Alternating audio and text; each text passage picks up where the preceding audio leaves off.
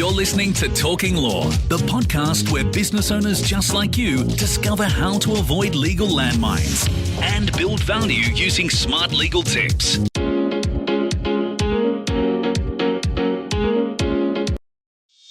Hi, it's Joanna Oakey here and welcome back to Talking Law, a podcast proudly brought to you by our commercial legal practice, Aspect Legal. Now, today is a bit of a different sort of podcast, but I tell you what, it's an absolute ripper. We have on board Peter Lloyd to talk a little bit about his business story, about how building the right kind of business can deliver you wealth and freedom. Now, this episode might be a little bit woo-woo for some people. So just putting a warning out there right at the beginning. But it's such a fabulous story and I think really well timed given we're in a difficult business climate for many businesses at the moment. And many businesses during this really difficult COVID period might be stressed to the point where the whole business model is under question. And the episode that I have here today with Peter, I think really focuses well on how a business owner can go from a business that has declined. In fact, Peter talks about his history of one of his businesses that ended up in liquidation and put him in personal bankruptcy. But he talks also about the upside of all of that and how it all turned around for him and the strategies that he put in place to moving from bankruptcy to having the business of his dreams, where he really sets his own terms. And so Peter and his wife, Kim, are now in the situation where they have a business that they can leave for 6 weeks, heading to Whistler, apparently, which sounds just fabulous. Perhaps not right at this moment because we're still in the middle of lockdown for COVID. But the point is he has a business now that allows him to do that. In fact, he has multiple businesses. I think in this podcast he talks now about currently owning 3 businesses, although having owned many more in the past. But the lessons that he's learned along the way about how to create a business that can deliver you not just wealth, but also freedom, and the sort of freedom that you could perhaps only just dream about at the moment. So without further ado, let's talk to Peter because I tell you what, this is a bumper. It's a really great story. So here we go, talking to Peter. Peter, I just wanted to say an absolutely massive thank you for joining us on Talking Law. Very excited to be here. Okay, now what sarcasm? No. Yeah. Now, the reason, and I'm just so grateful for you for coming onto the podcast today, because when we first started talking, and we started talking in the context of working together in some gym acquisitions, but we'll leave that to the side for the moment. But when I first started talking to you, I knew that you had some stories that I really wanted to delve into on this podcast. And there's another reason. I actually just really love talking to you because you've got this rawness. Yes.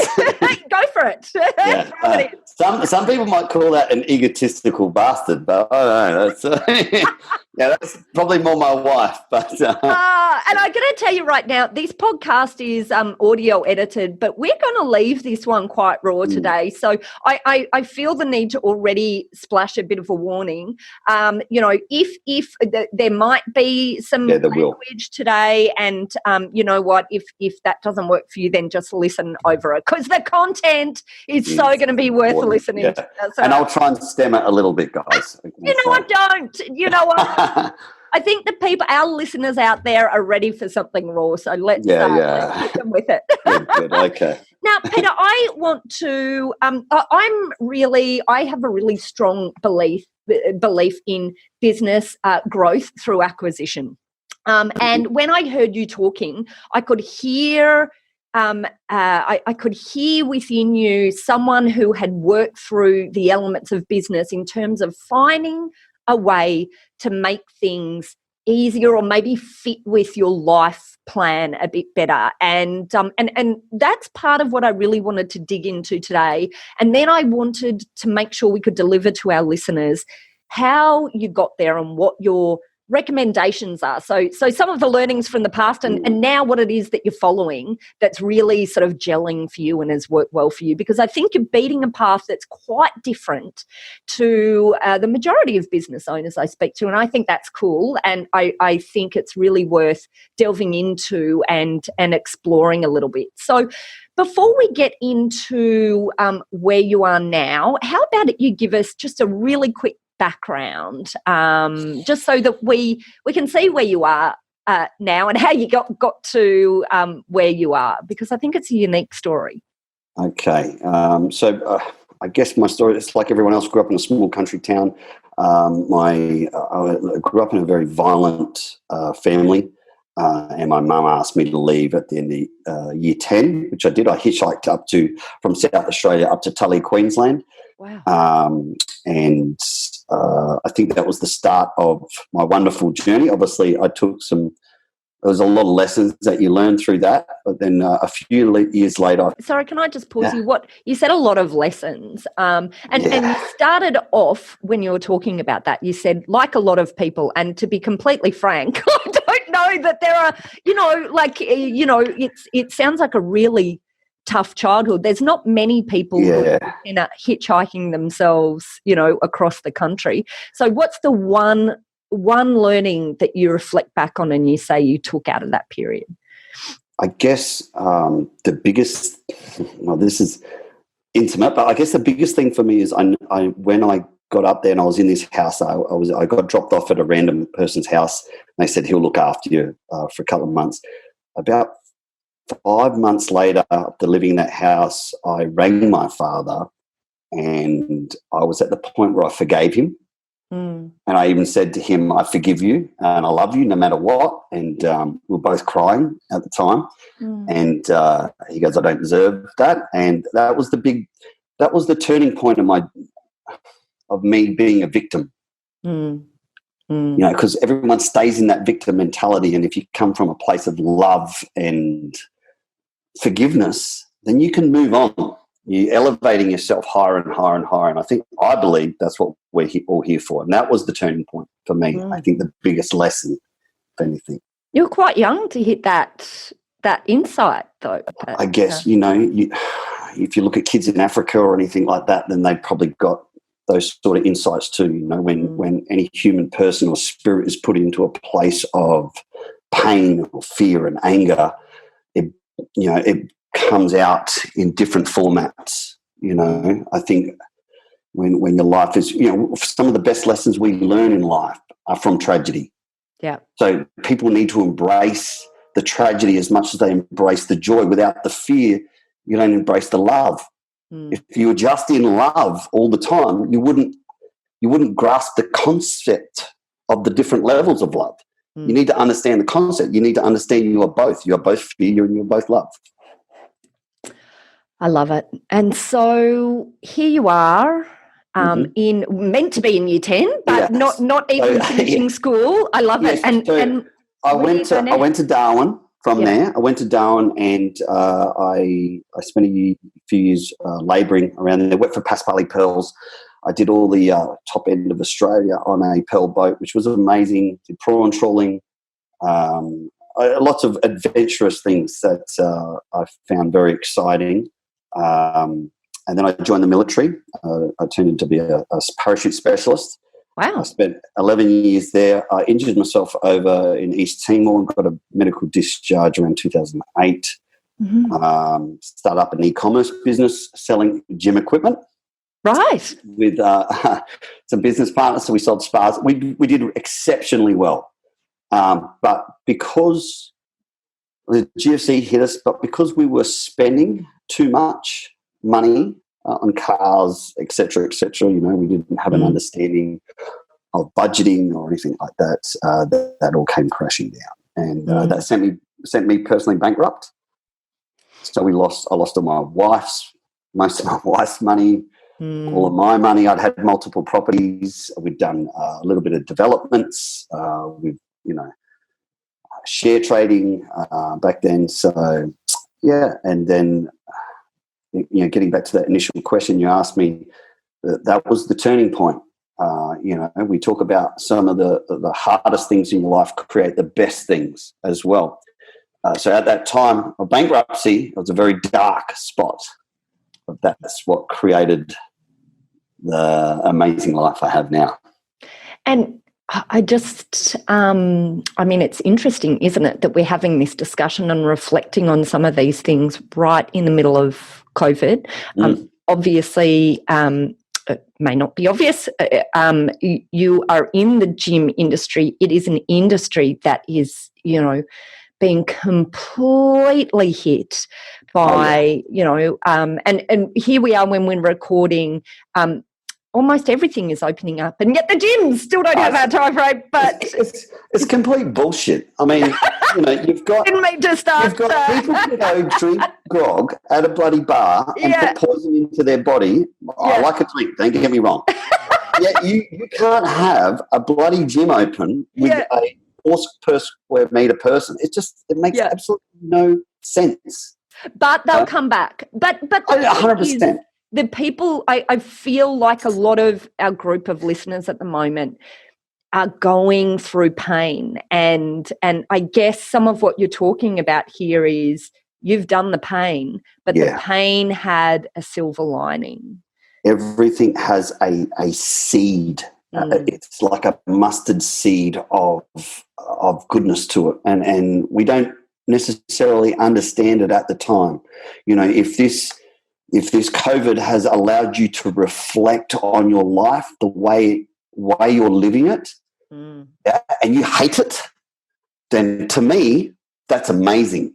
That's a step, because that is the first step to change, and you're the only one that can create that change. Yeah, and that's the mustard seed of hope. Yeah, that's the mustard seed of growth. And so what is it that at that period, what was it about that period of, having built all this wealth from nothing and then having lost it all, what were the learnings then? What have you taken on, and what fueled you to be where you are now? Oh, that was brutal pain, like brutal, demoralizing pain. And that took me to a really dark spot for a couple of years. But what we realized, thankfully my wife, if anyone wants to look her up, Kim Lloyd on Facebook, but she obviously helped me in that turning point where we both came together a little bit closer. A lot of pain. I was a complete arsehole. But it was probably more us understanding that we were happy together without anything. And you can utilize this for yourself. If you lived your day by the day, not looking at yourself in the future or the past, you remove the past and you remove the future, you're freaking happy. Most of the time you're happy. It's all these potential programming of, I should be here, I should have done that. Look what I did previously. That is not you, that's the past. Yeah. So if we can come into the context of that day, I think that's what allowed us to come back to that day and go, God, we're so blessed. My wife was pregnant and 2 weeks, due in like 2-3 weeks, when I had to come home and tell her we have to go bankrupt. Imagine how that makes you feel. But from that, we created our own vision. And this is the other thing, that if a big point with that guy, if anyone's listening, if you don't have a specific vision that you can engage in, for us, we did a goal board. I know a lot of people laugh about it and they go, that's dumb as dog shit, whatever. I don't care. But for me, when you wake up after losing everything and having a new baby, you need something to create energy for you to get up to go to work. Okay, so my driver was looking at this vision board. At the start, I thought this is complete bullshit. There's no way I can reach these goals and these targets. Okay, but then what I did is I did a Dr. Demartini course. If any of you know him, brilliant guy, and it allowed us to link our values to our life. So every decision we made from then on was linked to our values. You need to understand your core values. Yeah, and I suggest everyone out there, write down, if you've got you or your partner, the 10 most important things to you, and consider yourself a life raft, okay? And it's thinking. okay? Get rid of 6 of them, okay? If you've got to throw them overboard, they're going to die. Your top 4 that you keep in that boat is your core values, okay? Very important, guys. And if you live your life by your values, you will be happy. And so what were the values that you then came up with as being core to you? Family. Yep. Okay, family, because that's what, for me, it was family, my wife and my kid, okay? But then second of all, and this is very important, money. Yeah, right. Yeah. And I'll explain that a little bit more. Then there was health, and then there was fitness. Health is easy. You just eat healthy, okay? Fitness is easy. You just go for a jump or whatever makes you happy, okay? The family was easy. Well, I've got a wife, so it's not that easy all the time. But and then the money thing, and a lot of people probably take the money thing the wrong way. But I'm a big believer in, if you put your energy, if money's on the bottom of your list, money needs energy. It needs attraction. It needs a job to do. It needs focus on it. It's like anything. If you don't give a shit about your husband or your wife, you lose them. Yeah. Yeah. If you want to grow your marriage, you focus on your marriage. Yeah. That's you put energy into it. A lot of people, they just go, I'll get my wage. I put $100 in savings. You know, it's just like, you got to put energy into it. And it doesn't mean that you're focused on money. It's just, money is just an energy to help you get what you want in life. It's a trade. Everyone's trading everything. If everyone says they're not into money, that's complete bullshit. Right? Think about it. You got to buy groceries. You got to, everyone's got. If you got a new car, you want to travel. You want to buy skis to go skiing. You want to send your kid to a private school. Everyone's freaking interested in money. It's just whether they allow themselves to freaking believe that or not. Yeah. So when you truly believe that, then things change. So yeah. And one of the other things that I have heard you say is the freedom of time. So whilst it doesn't make it to your top 4, I have a feeling that must be linked. a driver as well. Oh, I see. Okay. Well, yes. Now, the reason why we put money up, we put money and then the word freedom next to it. Mm-hmm. So it's what we associated money, and that's what I meant. It comes back to, it's what you associate family. I mean, your family might be your dog, your cat, right? So for me and Kim, our association of money was not money to go buy a nice car. Our association with money was to give us time, which is the most valuable, apart from your family. But yeah, you could have a family and have no time. What's the freaking point? You're going to spend time with the family. And so tell me, let's move right now to today, just so that we can give, a contrast of the picture. Okay. So where are you now? Have you gotten yourself that freedom and time? Yes, without a doubt. More than anyone else I know in reality that I've met. So, and even I get teased about it by my friends as well. So give us a snapshot. What does it look like? What are you doing at the moment? How many businesses do you have, and why does that work for you? Okay, so I live in Noosa. All my businesses are in Sydney. Yep. And that's for a reason. I've dreamt about living in Noosa a long time ago. So we realised that the closer you are to something, the more involved you can be. So I've taken myself away from that and worked on empowering my staff to run our business, because then that gives me freedom. So I'm in Noosa. I wake up to the sunrise over the ocean every morning. Wow. Okay. I have a dog, a cat. I don't have anyone that rings me up and tells me I have to be at work. I don't have any clients that tell me that I have to, like this call, pain in the ass. Right? This is for me. I'm like, is this a We're very grateful to you, Peter. We're very, very grateful. I think you'll find by the end it's very high value. But you see, it's how people value their time, right? Yeah. So I value my time. I don't allow anyone else to come into my time that I don't highly value. And that doesn't mean I'm not a giving person or I don't show love and empathy and give my time. It's just, I'm very critical with it. You know, so yesterday I went for a 3-hour walk with my wife along the beach, having a business meeting. I spend my time listening to audiobooks, reading, researching on the internet, exercising, going for swims in the ocean, taking my kids surfing, mountain bike riding. But that's my thing. And look, I've got 3 gyms at the moment. I've got another 3 to build. I've sold gyms before because they weren't in alignment with my values. I had to fly to Perth, and that was a pain in the ass. So I just went, you know what, sell it. Yeah, I had one in Geelong, pain in the ass. Let's sell it.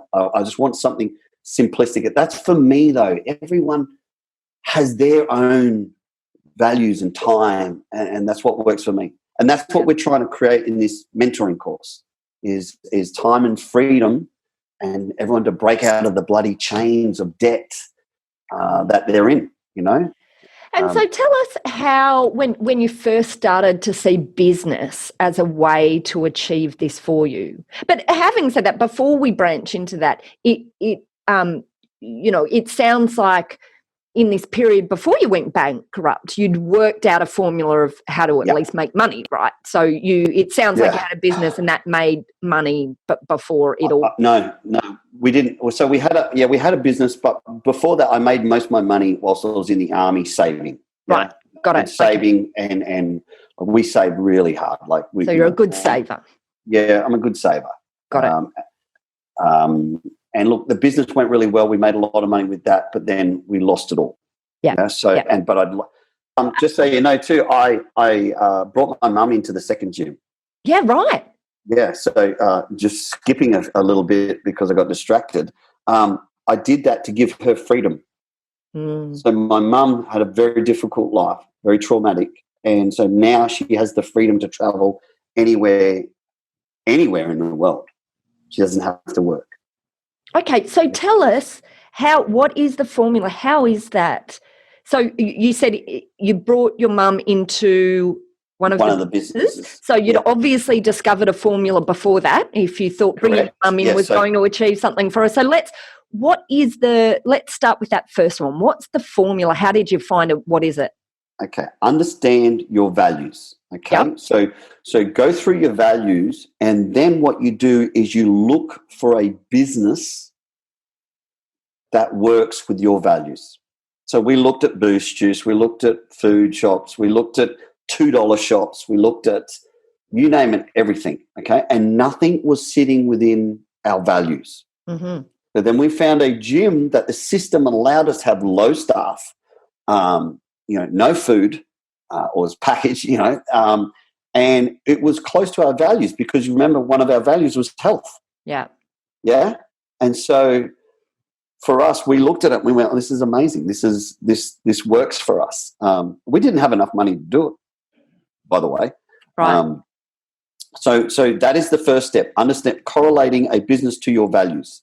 Yeah. And then what we did is we focused on how we could get that.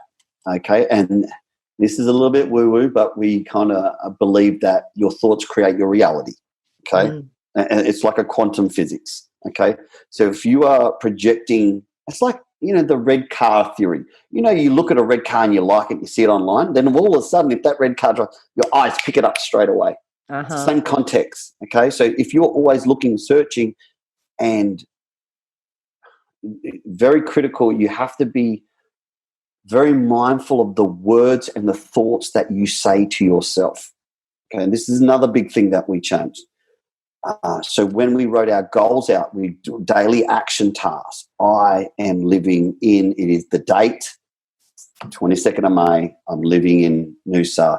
I can feel the wind from the warm sea air. Do you understand that? It's the association. So what I'm doing is I'm creating an image within my head that lets off a chemical release that gives me joy when I think about that. Okay, so that gives me an infinite energy to drive towards that. Okay, so that was our second big thing. A little bit woo-woo, but I don't give a shit. It's funny that you're talking about this because I know a lot of people think stuff like this is new age and woo-woo, but I think it was Napoleon Hill who wrote Think and Grow Rich, right? back in, when was it, like the 1920s or? It was the 90. Yeah, Carnegie paid him or said, look, this is going to be you need to do this to change people's lives. So amazing. Yeah. And then, so, I just think, like there's the point in showing that this sort of discussion or thought process is not new age, right? Because it's been around for a really long time, because that book was written a long time ago. I know. Just wanted to throw that in because I was thinking it sounding very Napoleon. I'll stop saying it's woo-woo then. Look, and I think the critical thing is too, and that comes back to, we live in this realm of quantum physics where our thoughts create our reality, right? Because you can be stuck in a shitty house with no food, no food, and still be happy. It's all about your perception of your mindset, okay? Yep. But then what we did then is we made sure that we went into the real world with our thoughts and go, okay, now we have to be realistic. How do we get the money? How do we get as much money as we can? And it's a mix of that quantum and real world, because you can't just be a yogi sitting on a fucking rock saying, I want to meditate and it will appear, doesn't it? It's bullshit. It takes probably not going to happen exactly that way. You know, and this is the other thing. So action was the third step for us. Yeah. But not just your normal action. It's like action. If you tell me that you want to do something, and a lot of people I talk to, they're, I want to go and do this. I go, okay. So you've got 8 hours you worked, you spend 2 hours with your kids or whatever. What'd you do for the rest of the night, Monday, Tuesday? I'll watch the Netflix series. It's like bullshit. You're not really interested in doing that. You're not really driven. That is not full purpose. No, it's commit to your goals 1,000%. So then taking that and working out the practical application of that. So you decided, okay, we need to be clear about what we actually, we want to make sure we're very considered about what we're creating for ourselves in terms of business we're going to go into. We'll think about what businesses align with that. And, Correct. Even if, I guess like the really practical side is, well, that makes a lot of sense anyway, because if you're going to be spending a lot of time doing something, you may as well be bloody doing something that is enjoyable. Exactly. And so then you take that and you go, okay, gym business, this sounds great. We want to do that. It fits our values model. It also fits an economic model of business that we think will deliver a strong return, which meets our value of money. But we don't have any money. So what did you do? How did you get the money? Okay, so after going bankrupt, I think we had about 70 grand of Kim's money because I was bankrupt. It's funny how the universe works. It was one random day and I was labouring and I went and saw a friend at a new gym, an Anytime Fitness, and I pulled up and I walked through it and I just had this inspirational feeling. This is it. Because I'd spent every lunch hour, every smoko, every single part of my day going, it's going to come. I'm going to find it. And I know I had no money, right? And I just, when I walked in, it was like a feeling of this is it. So then I was lucky enough, the owner was there. It was the first day it was open. It's like one of the first Anytimes open in Australia. He saw me and I said, can I have a word to you tomorrow with my wife? Can I bring her back here? He goes, yeah, absolutely. He gave me some details and we came back, and then within 4 days we put our deposit down, and I said, I've only got this much money. He goes, don't worry about it. I'll find you a deal where we'll get the incentive to pay it, like the lease incentive to pay it. And that's exactly what he did. How did that work? So mechanics? Well, so when you get a landlord, throw in an incentive? Yeah. I told him, I said, I've only got 70 grand. And the franchise fee was like 35. Yeah. I said, how am I going to build a gym? He goes, don't worry about it. This is what I'm good at. I'll find you a property and I'll get them the incentive to put the money in to do it. Right. And so But you didn't have to. So Okay, the landlord. So you're committed to a period of I time. was committed to a franchise area, and then what we went is, okay, we don't have enough money. Okay, so we had enough for the fit out, but we don't have enough for the bank guarantee. We don't have enough for the cash flow. Yeah. So then we went, okay, who else do we know that we can collaborate with to give us some money to come in as shareholders? Yeah. And luckily enough, it was Kim's sister was in the PT industry, and her boyfriend was there, and we brought them in. So it's another step, guys. Collaboration is critical, but you have to collaborate with people that have the same values as you. Very, very important. And so that's how we got our first gym. We didn't make any money for 2 years. Nothing. I was 10. Yeah, and then it just snowballed from there. And so then you found a way to finance it, and now you're living the dream. And then sometimes living the dream isn't exactly what the dream was, right? Because you're actually like working bloody harder than you've ever worked in your whole life. But you've got a dream that's propelling you. And that's the thing. When I come back to that infinite energy, it's different when you're doing something for you and your family. I'm not going to lie, guys. I busted my ass. I was on the train. I didn't have enough money to drive a car, so I had to get on the train. It took me an hour, 20 minutes to get there. I had to leave at 7 o'clock and get back at 9:20. Sometimes I'd miss the freaking train stop and end up halfway down Wollongong, so I wouldn't get to bed till 11. And, getting out for a new baby, help with the bottle feed, and it was tough. But that, I remember sitting on the train one time when I just worn out, just telling the universe to go get fucked. I said, you are not going to beat me. I don't give a shit what you throw at me. I'm going to beat you, and there is nothing that you can do about it. And it was really weird because within like 2 months, the gym started making profit for the first time. That's bloody awesome. Yeah, and it's like, I do believe, me and Kim truly do believe that when you allow the ability for you to, it's like your next level. Yeah, when you are when you can control that amount of money, to get to the next level, you have to show that you can control that money.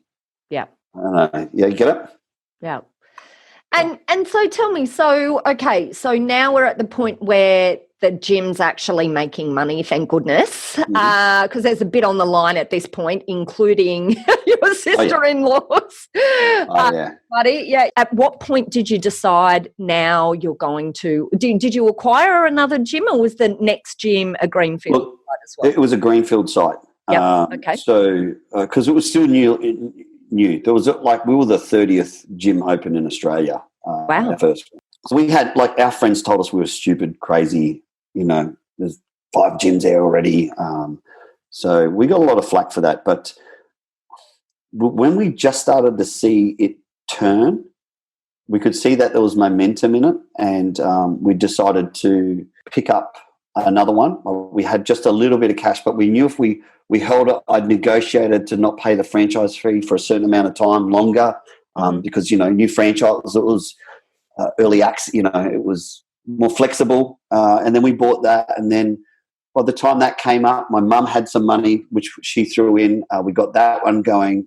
Then we did a couple more, actually. And that, it's just a snowball effect. We kept our costs low. We didn't live the fancy lifestyle. We didn't have a new car. I had a second-hand Sonata, Hyundai Sonata, that everyone would laugh at me at. But, when you're banking 20, 30 grand a month and you're still driving a Hyundai Sonata, you don't give a shit. Yeah. Yeah, it's and the trick is, another big thing what people don't understand is they start spending it straight away. Yeah? And they don't. You got to reinvest that. Live off the base salary that you had, and just keep living off that for some time being to get that foundation strong. Yeah? Did you reinvest in business, or did you also reinvest in other things as well? No, we because we found that system that worked. We reinvested in the businesses. Don't you know what? I feel like people, what they do is they think the grass is always greener. I'll go into developing. I'll go into property now. I think stick with the system that works and get it to a point where it's really running well. And for us, the big thing was freedom. Okay, so it comes back to our values. So I needed to make enough money to allow me to pay someone else to oversee the gyms, and then me walk away. I walked away, but I'm in a different area. So that was the main value. Yeah. And at what point between doing that first deal to get that first gym up until the point where you had, was it a general manager or whatever, someone to come in and take over the operations, how long did that take? 5 years. So we're talking 2011 to 2017. Okay, all right, so around about 6 years. Yeah. And one of the things that I have witnessed is there's a few periods of real vulnerability for businesses right in the beginning. As everyone knows, many businesses just don't make it past the starting gates. So right in the beginning, and then high growth is a really vulnerable phase. Yes. And then, and generally because the business is growing quicker than the foundations that support the business and protect it.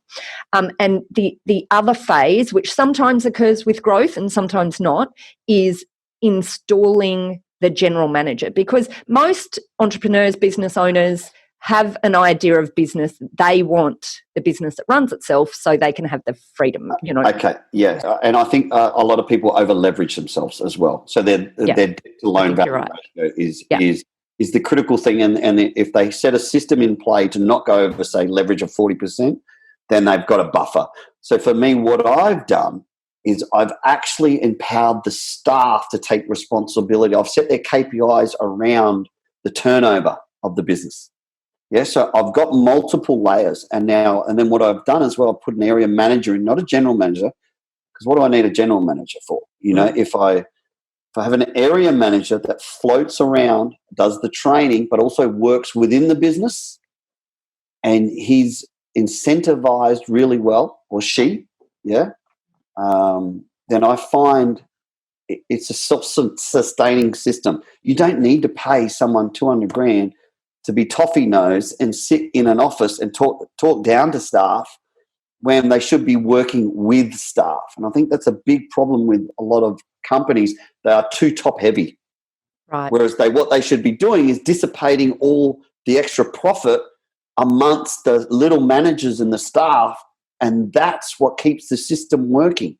And what controls do you have in place to make sure, because when I see issues occur from perhaps the first time of the installation of someone that's managing the business so that the founder, owner can take a step back, what can happen at that point is if the systems aren't strong enough, the business itself in the hands of someone else doesn't perform to the same degree as when the owner founder is managing it. So what systems did you put in place to ward against that risk? Look, I think what I've done is to empower the staff to talk up, to speak up, okay? Because a lot of big companies, I find, the person that's doing the work or doing the sales doesn't get heard up the line. And they're your frontline soldiers. You don't listen to the lieutenant at the back. It's the guys at the front that are getting shot at that you need to listen to. Now, they're not always right and they don't have an understanding of the whole picture, okay? I get that. But I think when you lose sight of those frontline soldiers, that's when sight of the whole business can get lost. You can be putting your energy into the wrong area. And so you're wasting money. And I think that's inevitably it creates a bad culture, and with a bad culture creates bad sales or a bad system, bad processes. I think if you give the ability for people to speak up and come up with great ideas, every single human being is a vessel of creativity. Now, if you allow them to be heard, and as a boss, I'm continuously saying I fucked up. And my biggest rule with my staff is you put your hand up when you make a mistake, we fix it. If you don't put your hand up, then you're in trouble. I don't care if you make a mistake. I tell that to them. Yeah. Just don't make it 2 or 3 times in a row and then you'll get sacked.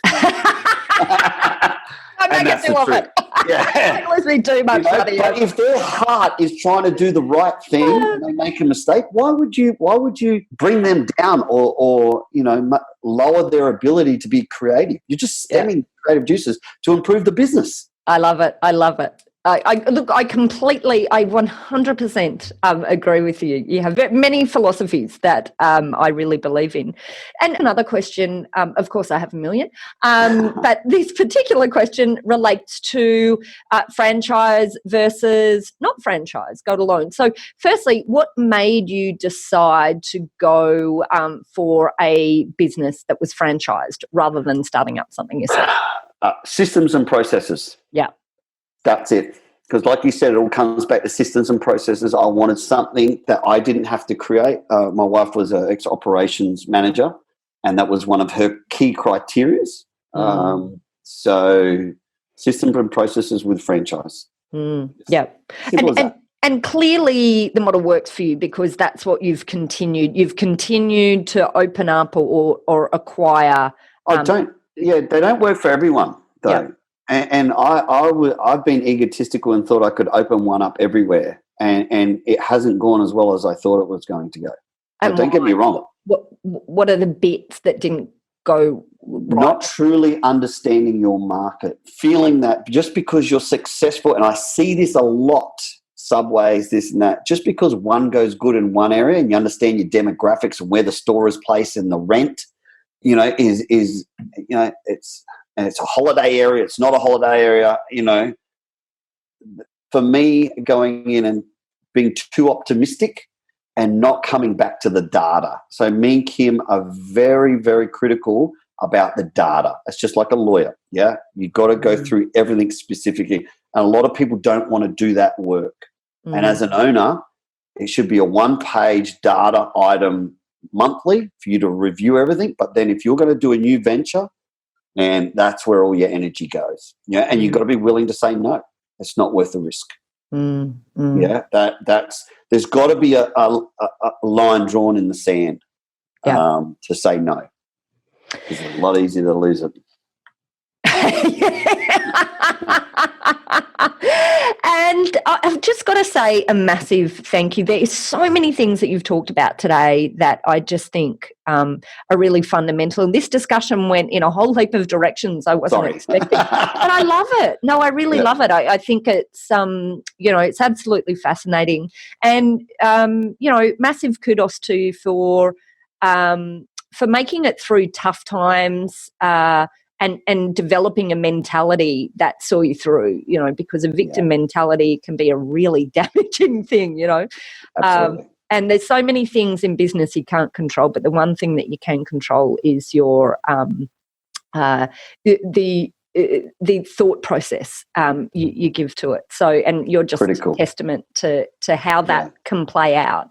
Yes. And I just think it's a really good point for people to stand back and as I said right before when we were talking about it, of course we were in this period of massive uncertainty and massive loss for many of our listeners, many business owners, but that can be an opportunity for serious reflection about what it really is that you're building and why, and how maybe you can build it better the second time round. I agree. And look, I've done it. I've done it in 6-7 years. So everyone listening, you don't, it's not impossible, have hope and don't give up and have drive. That's what me and Kim are trying to do. We're trying to create with our mentoring group. The main people we have are mum and dads that have tried to invest and lost money and they've got kids. All they want is time back. Yeah. Yeah. And so we're getting people to collaborate together, teach them every process we've learnt. Okay, from the fundamentals, we share everything with them. And that's our drive. That's our way to give back. Sure, charge them, but that's because it needs to be an equal transition of energy. Sure. Yeah. That's the thing. And I mean, it's your time. You've got to value your time, because if you don't value your time, who the hell will? Exactly. And that comes back to the way you are treated. If you treat yourself highly valued, you are highly valued. And the people on the course or listening to you will listen to you. It's as simple as you go to a $50 course. No one goes. No one just, they go, don't worry about it, it's $50. You go to a $1,500 course, you go, I'm going to rock up. I'm going to be on time. Oh, absolutely. It's a value process. It is. And so tell us just really quickly, as you mentioned, you have taken a number of people through a bit of a coaching program. What is it that is the outcome that you think that you're leading them to? What we're leading to, so we've aligned up all their values. Not everyone got in, by the way. So we've picked specific groups that are ready emotionally, and the ones that we thought were just on the borderline, we tried to get them to do some work on themselves. Yeah, and so we're linking all these people, because coming back to collaboration, don't be scared to collaborate if you've got the fundamentals right. Okay, because that was the stepping stone for me. Okay, I needed help. Put your hand up. Ask, create a vision. So that's what we've done with these people. And look, we spent 5 months traveling last year. We've had a holiday off. Like, we go to Whistler. This was 6 weeks in Whistler. It's Vanuatu, this, that. So for us, our freedom, that is time. And it was just by coincidence that people were attracted to that through our Facebook and Kim's coaching business. And we thought, well, Kimmy was like, well, why can't we do that for someone else? Why can't we do that for a group of people? So we've got a couple of families around Australia that are in the process of it. We've got a contract to purchase their first business, which is really good. And they'll look at getting a 26% return on investment annually. 26% return annually. That is huge. That's without me improving it. So I'm sitting back and I'm looking at items and going, there's 20, 30 grand I can change straight away. So there's opportunities out there, but they could never do it by themselves. Yeah. Sorry, this is where the lawyer in me feels like I just must need to say, by the way, this is not financial advice. Please ensure that you go and get tailor advice in relation to your own circumstances. I am not a financial advisor. That's right. Just throwing it in there. The lawyer in me felt the need to throw that in. But possibly you're looking at, your feeling is that you can get this to 26% return. Look, it's over that. It's over that, but we've lowballed it with our basic numbers. But look, anything could happen. It could go down to. But the way I see, even if it goes down to 15% or 12%, imagine if it just goes from 26 to 12. Who gives a shit? It's a great investment. You don't get that, and then it's all about compounding that money. So what we're teaching is to compound that investment into the next investment. Then that will compound into the next one. And then all these mums and dads will start to get the freedom of the hours that they wanted to spend time with their kids. That is more powerful than having cash in the bank. The vision of the freedom to have with your family or whatever, your new baby or dog or cat or whatever. That is the vision that needs to be used. Get passionate about that. Peter, I love the passion. I just absolutely love it. Look, you have been incredibly generous with your time today. As we have learned, time is extremely important to you, and you've got sounds like some really good barriers and filters around that. So I'm glad that you relaxed them a little bit.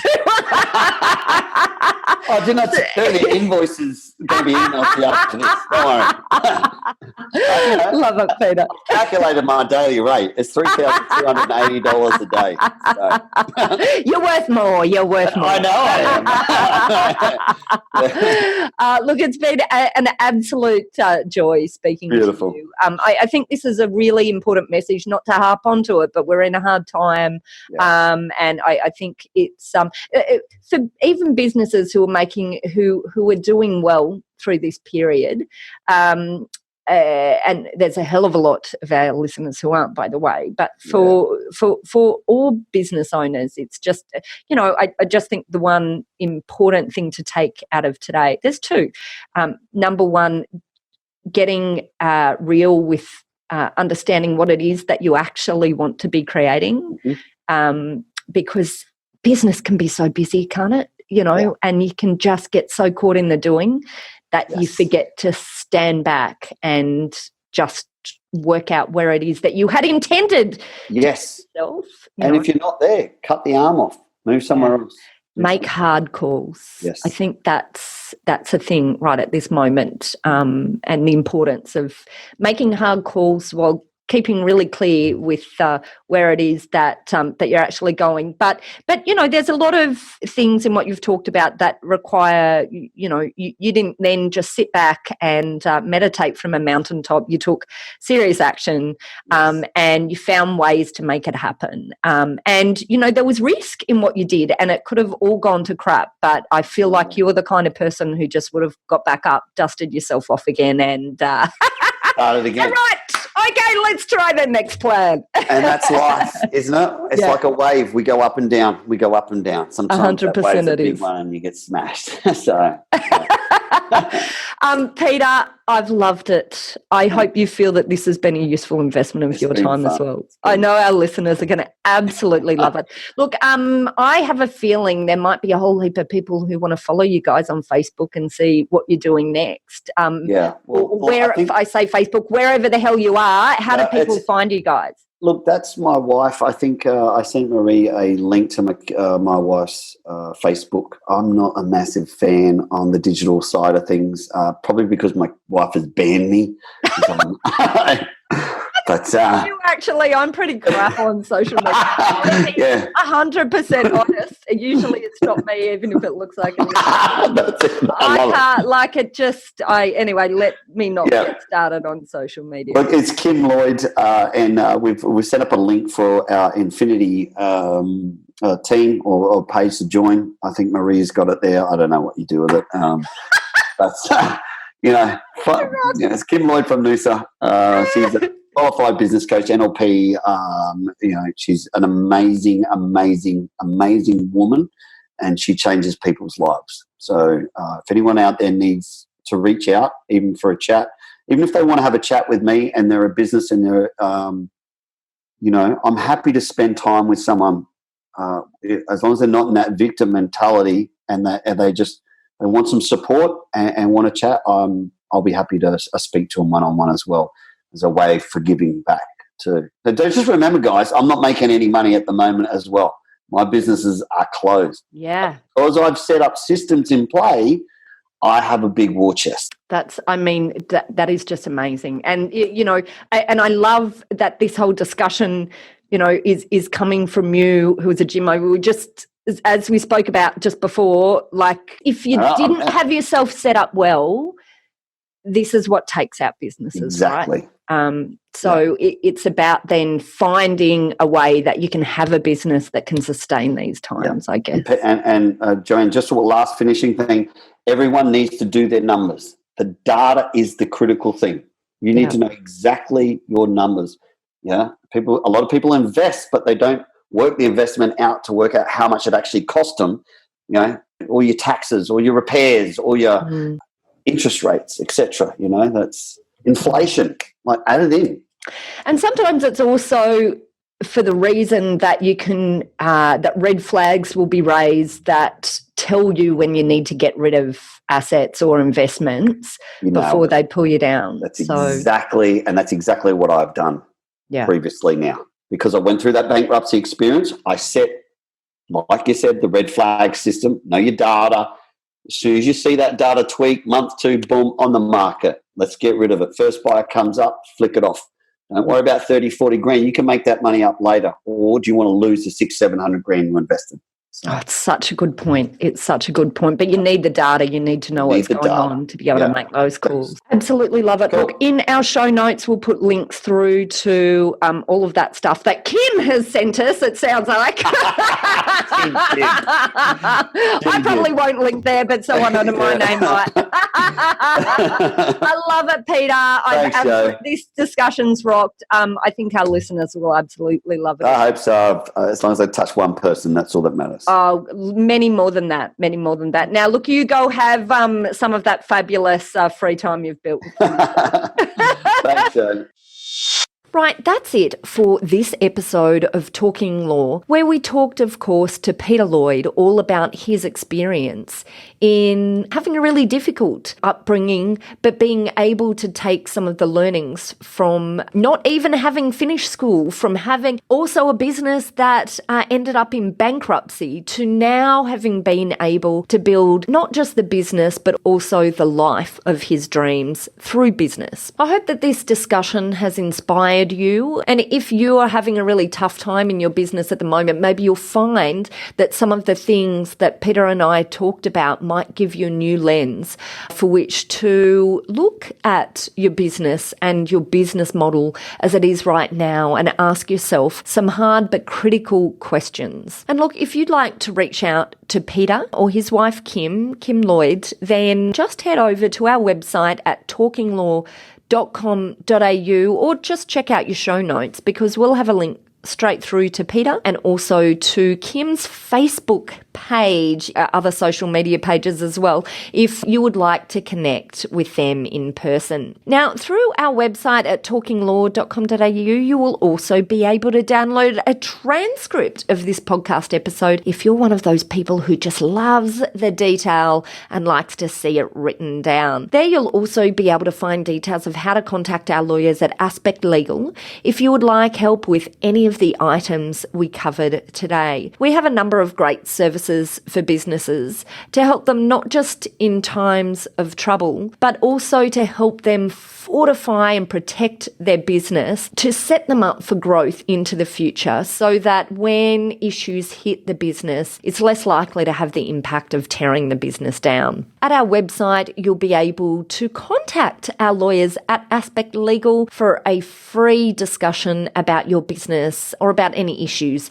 or concerns that you might have in mind at the moment. Well, that's it. I'm so grateful for you for listening into this podcast today. I really enjoyed recording it. I hope you enjoyed listening to it. And if you did, maybe you might consider heading over to your favorite podcast player, and after you've hit subscribe, also perhaps leave us a review. We'd be ever so grateful. Well, that's it. Thanks again for listening in. You've been listening to Joanna Oakey and Talking Law, a podcast that is very proudly brought to you by our commercial legal practice, Aspect Legal. See you next time.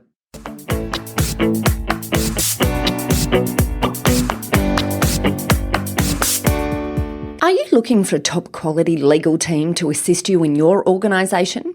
Aspect Legal is an innovative commercial legal practice that specialises in providing fast and professional services for their clients. If you'd like to chat about how we might be able to assist you, simply head over to our website at aspectlegal.com.au to book in a time for a free discussion with one of our lawyers.